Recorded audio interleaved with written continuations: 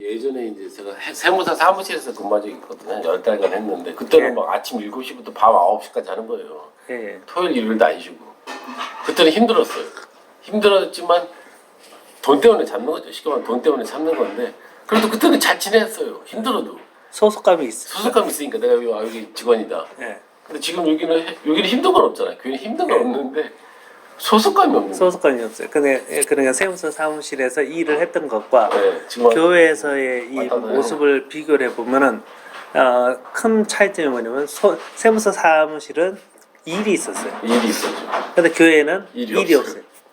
그러니까 우리가 소속감이라 하는 것은 그 단체에서 요구하는 어떠한 수준의 일을 감당을 할 때 소속감이 생긴다고요. 그렇죠.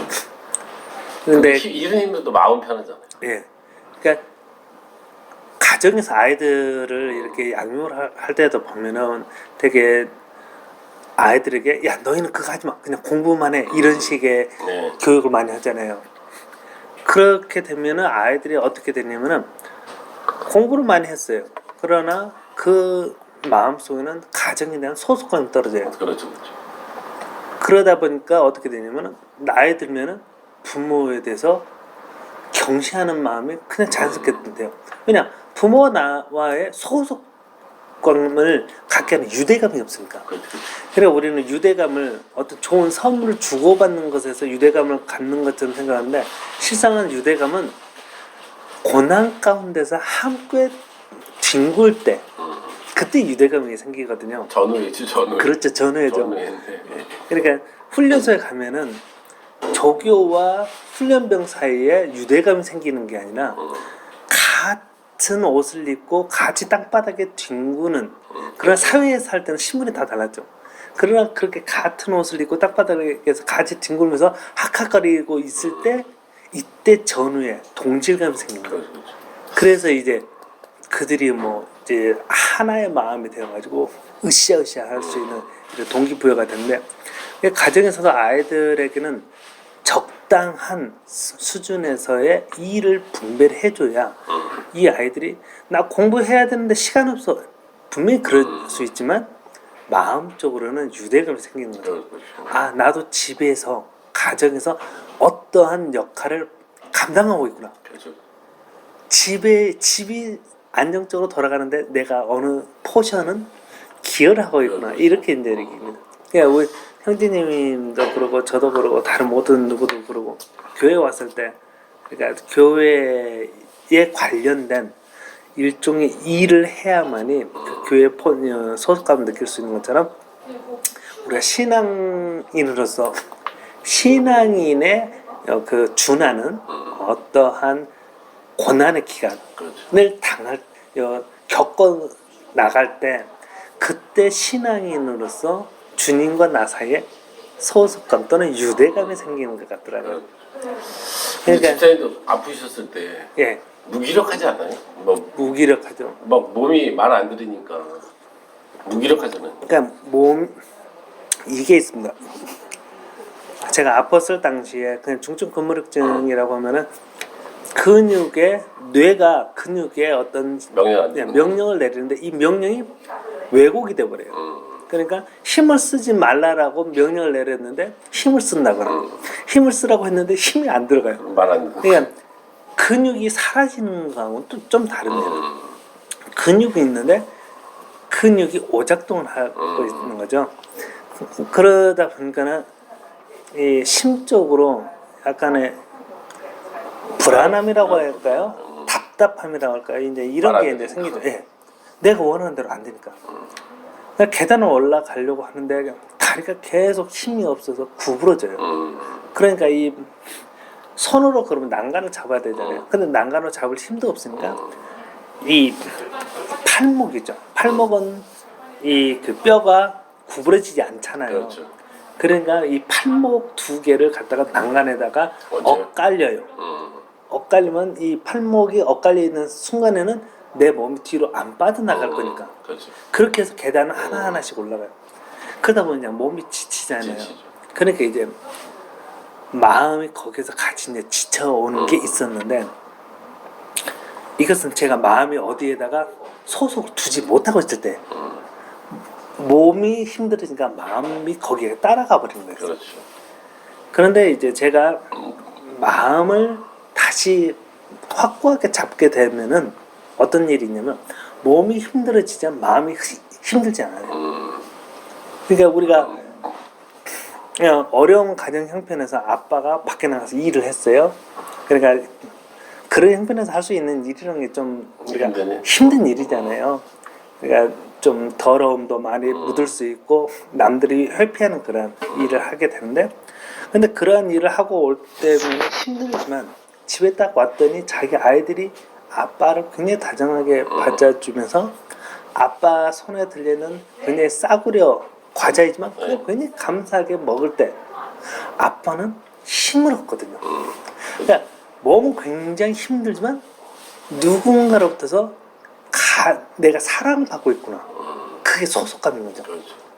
왜냐? 소속감이라는 것은 내가 누군가로부터 인정을 받고 있다 또는 누군가로부터 인격적인 대우를 받고 있다는 그것이기 때문에 그걸 느끼게 되면 몸이 아프지만서 마음은 굉장히 가벼워집니다. 마찬가지로 제가 몸이 그렇게 힘들어서 계단 한 칸 한 칸 올라올 때마다 팔목을 난간에 껴가지고 한 칸 한 칸 올라와야 되는 그런 수고가 있었지만 마음이 잡아지고 나니까 그러한 수고가 힘들긴 하지만 괜찮은 참을 수 있는. 참을 수 있다는 거예요. 근데 마음을 잡지 못할 때는 그냥 죽고 싶은 거예요. 무기력하니까. 너무 힘드니까. 그냥 마음의 중심이라는 게 그런 거거든요. 그렇죠. 내 마음의 중심이 확고하지 않으면 내 육신이 힘드니까 나도 같이 흔들리는 거예요. 그래서 난 그냥 죽고 싶다. 그런데 제가 이제 기도하면서 그러니까 기적을 체험하는 거죠. 뭐 천사가 왔다 가는 것을 경험하기도 하거나 주님이 들려준 소리를 굉장히 생생하게 듣거나 이런 것들을 막 경험하고 나니까 그 다음에 제 마음이 내가 이래서는 안 되겠구나 하는 이런 걸 느끼게 되죠. 그래서 내 몸은 바뀐 게 없는데 내 마음이 확고한 자리에 딱 앉게 되자 몸이 힘든 것을 이겨내더라는 거죠. 그러면서 과감하게 바깥 출입도 할 수 있게 되고 근데 그게 어떻게 자연스럽게 나서신 거예요? 자연스럽게. 이제 그런 식으로 하면서 그러니까 저는 이제 제가 중증 근무력증이라고 하는 불치병에서 낫게 된 이 이유를 설명하려면 어떻게 하냐면 사람들 되게 약을 먹거나 병원에 가서 치료를 받잖아요. 그렇죠. 그러니까 약물을 주입하는 것으로 인해서 되게 스테로이드, 뭐 도파민 막 이런 것들 이런 걸 먹음으로 인해서 이제 그 몸의 변화를 인위적으로 만들어내는 거죠. 그렇게 해가지고 이렇게 나으려고 노력하시는 분들이 있지만 저는 그런 걸 하나도 하지 않고 약이나 의학적인 치료를 하나도 받지 않고 그냥 생활을 바꿨을 뿐이에요. 그러니까 과거의 제 생활의 패턴은 제 몸을 아프게 하는 것으로 그 패턴이 이어져 왔잖아요. 그럼 제가 나으려면 과거의 생활 방식을 바꾸어서 나가면 되는 거예요. 그러니까 제가 과거의 삶을 어떻게 살았는지를 곰곰이 생각해 봤더니 햇볕을 안 보고 땀을 안 흘리면서 1년 내내 에어컨과 히터 아래에서만 살았다는 병 거죠. 걸려요. 그렇죠. 병 걸려. 그러니까 그렇게 생활해서 내심 속으로는 어떻게 생각했냐면 나는 굉장히 좋은 환경에서 살고 있어라는 거예요. 햇볕이 많은데 너희들은 땀 흘리지. 나는 땀 안 흘리는 에어컨 밑에 있고 너희들은 추운 바람에 그 눈을 맞아가면서 일을 하지. 나는 따뜻한 그 온풍기 아래 있어. 그러면서 이제 연구소에서 그 양복 같은 걸 입고 이렇게 일하는 것을 굉장히 자랑스럽게 여겼는데 내 몸은 의외로 망가지는 거였죠. 운동을 해야죠. 예.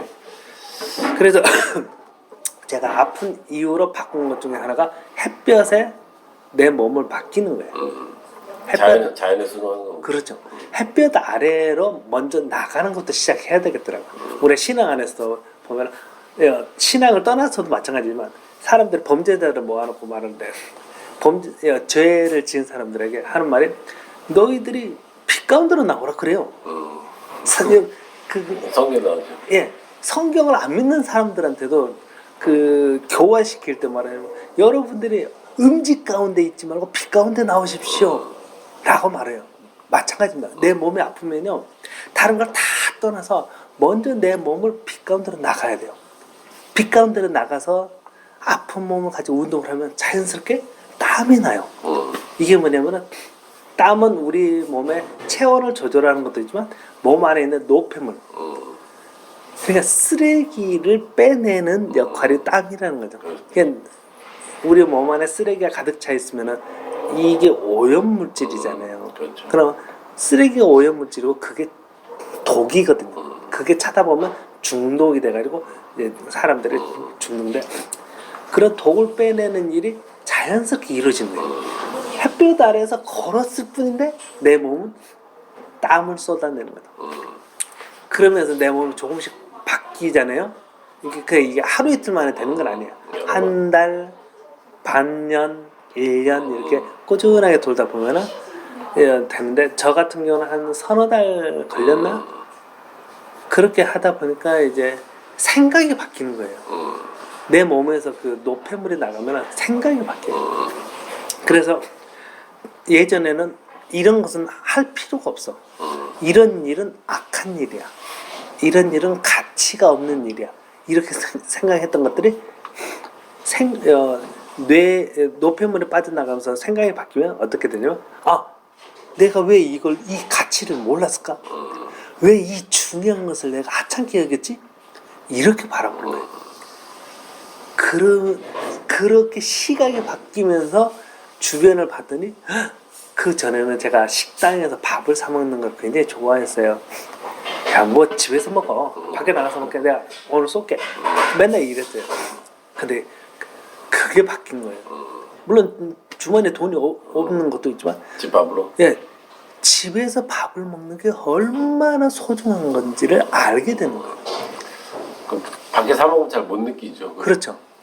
그러면서 이제 집에서 먹는 거에 대해서 기뻐하는 마음이 생기니까 이게 하루 이틀 지내다 보면 어떻게 되냐면 예전에는 별로 좋아하지 않은 반찬류가 하루하루씩 먹다 보니까 향기가 나는 거예요.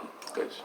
그러면 내 입에서 그것을 좋아하는 맛있다. 야, 맛있다는 걸 느끼더라고요. 제가 원래 들깨 이 깻잎의 향이 싫었어요. 맛있는데. 그런데 저는 안 먹었어요. 그 향이 싫었는데. 근데 아프고 나서 이렇게 몸이 바뀌고 나니까 깻잎의 향이 제 입에 들어갔을 때 굉장히 좋게 느껴진 거예요. 그리고 그 파 있죠. 파도 좋아지고 양파도 굉장히 막 좋아지고. 그러니까 입맛이 식성이 바뀐 거고. 그렇죠. 완전히 제가 아이들 입맛이었다가 이제 이게 어른 완전 입맛. 천연사에게 어른 입맛으로 바뀌는 거죠. 그러니까 제가 그러면서 느끼는 거예요. 내 몸에서 좋지 않은 게 빠져나가면 내 몸이 원래대로 되돌아오면서 내 몸에 필요한 것들을 먹을 때 내 혀끝에서는 맛있다라는 표현으로 나한테 신호를 보내는 거예요. 그 이전에는 맛이 없었어요. 왜냐? 내 몸 안에 노폐물이 가득 차 있을 때는 그때는 계속 인스턴트 이런 것만 먹게 했죠. 그런데 내 몸에서 이 노폐물이 빠져나가니까 인스턴트 특히 요즘 제가 라면 어쩌다 한 번씩 먹지 라면을 끓일 때 어떤 냄새가 나냐면 끓이는 중에 고무 타는 냄새가 나요. 나무에서. 약간 그런 맛이 냄새 날 때가 있어요. 네, 그러니까 제가 라면을 진짜 어쩔 수 없이 먹어야 될 때는 먹지만 참고 먹지만 라면 끓이는 중에 굉장히 역겨우더라고요. 그 몸에 안 맞는 건데. 예. 그러니까 제 몸이 제가 라면 그렇게 좋아했음에도 불구하고 라면이 이제는 끓일 때 막 역겨운 냄새가 나니까 자연적으로 이제 싫어지는 거예요. 그러니까 이게 제가 어떤 전공 서적을 읽었기 때문에 된 것도 아니고 제가 무슨 약을 먹었기 때문에 된 게 아니라 단지 햇볕 아래서 땀을 흘리면서 내 집에 있는 음식을 감사하게 즐겁게 먹었을 뿐인데 내 몸이 바뀌면서 그렇게 라면에 대해 스스로 싫어하는 이런 반응이 나타나더라는 거죠.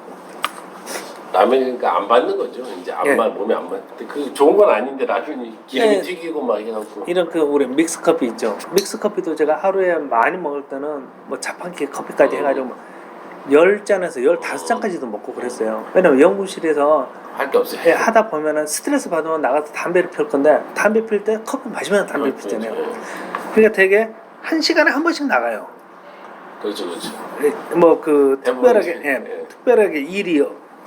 그렇게 바쁘지 않은 상황에서 일을 할 때는 막 일하다가 그래 1시간 됐으니까 나가서 담배 피고 커피 마시고 또 들어와서 또 1시간 이러다 보니까 막 밤새 버리면은 10잔이 아니라 15잔까지도 가요. 맞아요. 그런데 몸이 이렇게 바뀌고 나니까 커피 한 잔 정도 먹는 것은 좀 괜찮지만 2잔 이상 가면요 몸이 메스꺼. 그 몸이 알아서 자동적으로 반응을 해주는 그렇죠. 건데. 그러니까 저는 그런 것 같더라고요. 내가 몸이 아팠다라는 부분에서 문제의 인식을 어디다 두느냐는 거예요. 몸이 아팠다. 그러니까 약으로 이걸 커버해야지. 라는 것이 아니라 몸이 아프게 된 원인은 내가 지난날에 살았던 과거의 생활 패턴. 이게 잘못됐다라고 인지를 하고서 그렇죠. 거기서부터 서서히 바꿔나가면 그 다음은 내 몸이 알아서 필요한 것을 나에게 알려준다는 거죠. 그러니까 이럴 경우는 저는 이제 중증 근무력증임에도 불구하고 이렇게 행했더니 그 유능한 그 전문의가 아님에도 불구하고 내 몸에 필요한 것을 내 입술이 제 혀가 저에게 알려주니까 저는 그것만 먹는 거죠. 그렇죠. 그러니까 이런 부분에서 창조주는 의학적인 전문의의 부분도 필요는 있겠지만 우리 스스로에게도 건강한 삶을 스스로 밟아갈 수 있는 그런 모든 기능이나 역할을 우리에게 다 내포해 주셨다라고 생각이 들더라고요. 뭐 동물들은 의사가 없잖아요.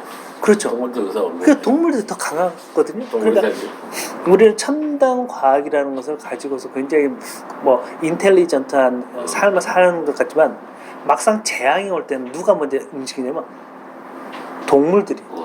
몸을 아는 거죠. 예, 과학도 없고 학습이라는 것도 없고 그저 본능밖에 없는 존재들인데 인간이 그 첨단 과학 기술로도 전혀 감지하지 못하는 재앙을 미리 알고서 피해버려요. 그렇죠. 그러니까 그걸 보면 어떤 게 있냐면 생활이 어디에서 사느냐가 중요한 게 아니라 짐승들은 항상 그 험난한 생활 속에서 자신이 가지고 있는 감각기관이 있죠. 그렇죠. 이것을 최대한으로 그 훈련하는 시간을 가지고 있죠.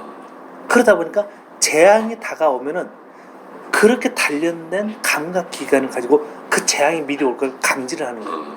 그리고서 재앙이 이 땅에 오기 전에 미리 피합니다. 근데 인간들은 자신의 몸에 있는 감각기관을 의지하지 않아요. 과학을 의지합니다. 그 과학을 어떤 이들은 과학이 신이다 그래요. 그러니까 과학을 신이라 말해요. 그렇죠. 과학을 숭배하고 그래서 엑스포라고 하는 게 과학을 찬미하는 전당이라는 표현이 있어요. 대전 엑스포 이런 엑스포. 예. 왜냐 거기에는 과학적인 산물들이 오면 거기 그 산물들을 보고 사람들은 감탄하잖아요. 그러면서 숭배하는 거죠. 그렇죠. 그러니까 자기 몸에 있는 감각기관을 외면한 채 과학이 주는 혜택에 자신의 모든 것을 맡겨버리자. 그 결과가 어떻게 되냐면 재앙이 왔을 때 인간들은 피할 능력을 스스로 갖지 못한다는 거죠. 그러니까 자기가 의지하고 있던 과학이 재앙을 감지를 못해요. 그러니까 본인조차도 재앙을 감지를 못한 거예요. 이게 저는 이제 신앙인의 자세 중에 하나라고도 봐요. 신앙인은 누가 되었든 간에 장차 올 환난에 대해서 자기 스스로 감지할 수 있는 능력이 있어야 됩니다. 그런데 이것을 예언자나 목회자에게 항상 물어봐요. 내 스스로 감지할 것을 거부해버리고 예언자나 목회자한테 대신 감지해 주십시오라고 계속 말을 해요. 부탁을 해버린 거죠. 그럴 때는 자기 자신에게 있던 감각 기관들의 그 감각 능력은 떨어지고 의지하는 이 의타심만 계속 강해집니다. 그랬더니 어떻게 되냐면 마지막 때 재난이 환란이 오는데 예언자나 목회자 또한 감각을 못 해버렸네. 그럼 어떻게 되세요? 망하는 거죠. 그들을 의지하던 사람들은 다 망하게 됩니다. 똑같죠. 똑같죠. 우리가 과학을 숭배하는 일반 사람들의 삶과 과학을 숭배하지 않는 짐승들의 삶의 모습이 목회자나 예언자를 그냥 과학처럼 광신. 광신하듯 쫓아가는 이 생활의 신앙의 패턴과 힘들지만 자기가 스스로 주님의 음성을 들어가면서 모든 순간들을 그렇게 돌파해 나가는 이런 난관을 사는 거죠. 그래 들짐승들의 삶과 거의 비슷합니다. 그렇게 살아왔던 그 두 삶이 어디에서 판가름 나냐면 재앙이 왔을 때 남에게 의타하는 자는 의타했던 그 믿었던 그 존재가 재앙을 감지를 못하면 그냥 자연스럽게 멸망에 같이 들어갑니다. 망하는 거죠. 예. 그런데 어찌 됐든 자기가 스스로 감지하려고 했던 사람은 마지막 때요 감지를 하게 됩니다. 다 프로그램이 내장돼 있을 텐데 사람마다 그렇죠. 그렇기 때문에 개발 안 하는 거죠. 우리는 그런 게 있잖아요.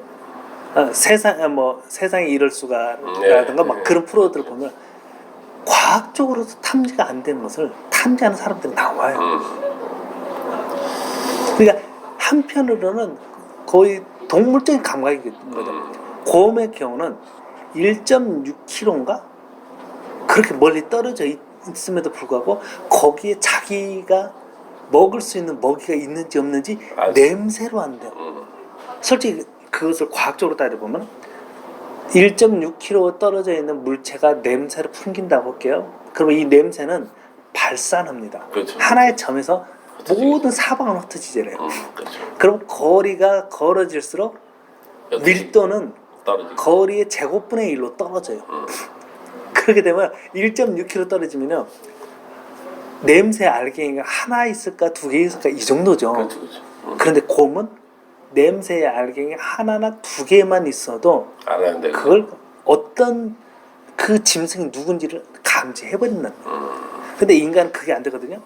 인간은 사람의 혈액을 통해서 질병이 있는지 없는지를 알아내야 되는데 혈액의 양이 어느 정도 이상 들어와야 돼요.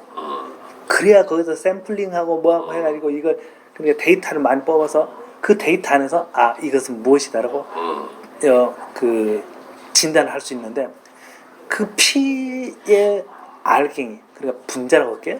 피의 분자가 하나나 두 개 가지고 있을 때 감지할 수 있는 의학적 기술이 있느냐 없다는 겁니다. 말아야 된다. 예, 피의 분자로 따지면은 수십만 이렇게 될 정도로 피의 양이 많아야 돼요.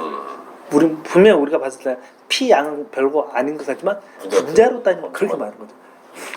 그러니까 첨단 과학 기술이라고 하는 게 저 들판에서 그냥 진의 똥인지 누구 똥인지도 모르는 그런 것을 즐겁게 뒹구는 저 들짐승보다도 감각 기관이 떨어진다는 거예요.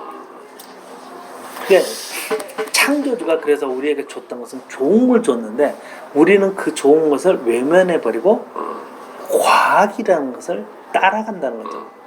근데 인간의 감각기관이 좀 퇴화된 거예요? 아니면 원래부터 그냥 그런 거였어요? 자, 이렇게 보시면 좋을 것 같아요.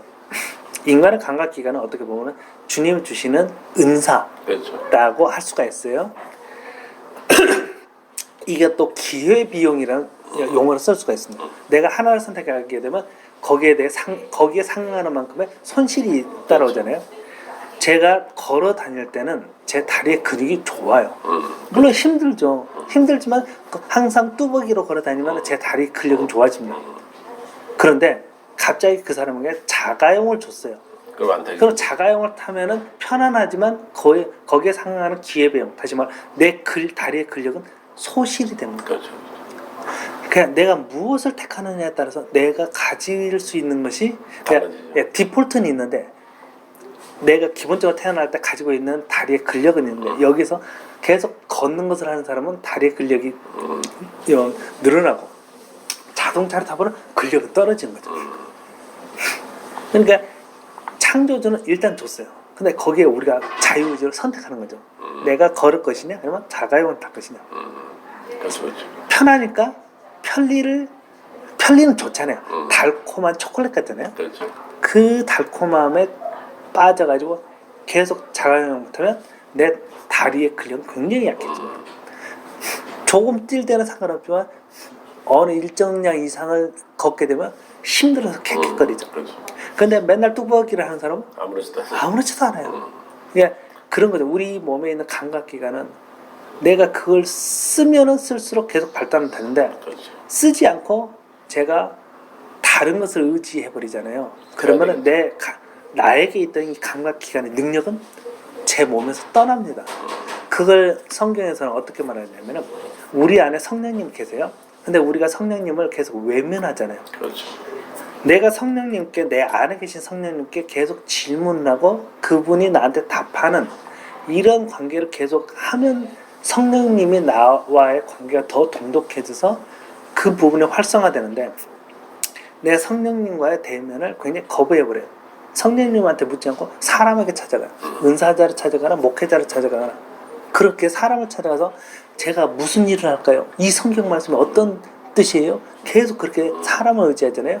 그럼 성령님이 기회빙이죠. 성령님이 사라져요. 할 일이 없는 거죠. 예, 그래서 성경에 이제 그게 스가랴서인가 제가 어딘지 정확히 기억 안 나지만 어떤 내용이 있냐면 예루살렘 성전에서 이스라엘이 주님을 떠나기 때문에 예루살렘 성전에 계시던 이제 성령님이 예루살렘에서 떠나서 그 근처 어디로 또 머물렀다가 또 이스라엘이 안 돌아오니까 이스라엘 떠난다 이런 표현이 있어요. 그러니까 이게 우리가 경제학적으로 말하는 기회비용과 같은 의미입니다. 근데 시온산이라는 게 뭐 다윗이 거기다 도읍을 정하고 뭐 그렇다고 저는 알고 있는데 한번 물어봤어요. 목사님